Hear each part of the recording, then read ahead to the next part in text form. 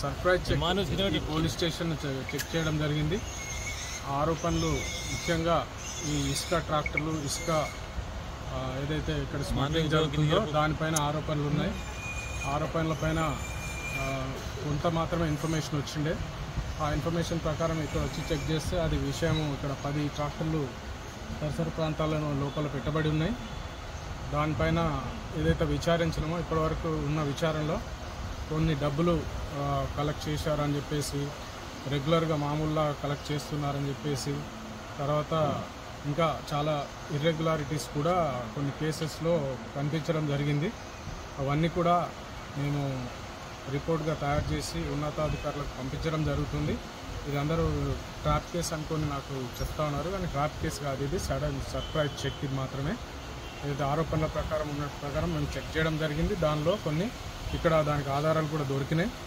ఆ ఆధారాల ప్రకారం మేము రిపోర్ట్ పంపిస్తాము.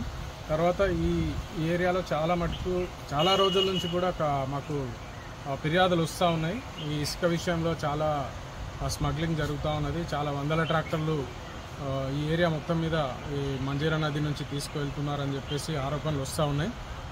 సరైన ఎవరైతే కంప్లైంట్లు ఉన్నారో వాళ్ళు కొంతమంది భయపడి ముందుకు రావటం లేదు. ఇందులో కూడా చాలామంది ముందుకు వచ్చినట్టే వచ్చి మళ్ళీ భయపడి వెనక్కి పోతూ ఉన్నారు.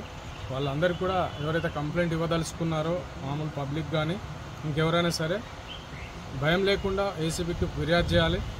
ఈ ఫిర్యాదుదారుల వివరాలు ఎట్టి పరిస్థితుల్లో మేము బయటకు చెప్పడం జరగదు. ఇలాంటి అరికట్టాలనుకున్న వాళ్ళు ముందుకొచ్చి మాకు చెప్పొచ్చు. మీకు వచ్చినటువంటి ప్రెస్ నోట్లో కూడా మేము అన్నీ కూడా 1064 ఇది టోల్ ఫ్రీ నంబర్, ఇది ఎవరైనా ఫోన్ చేయొచ్చు.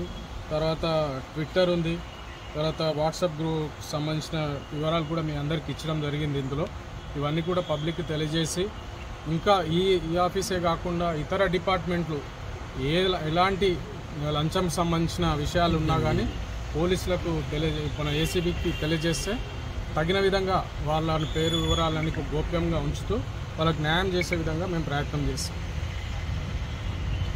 ఓకే.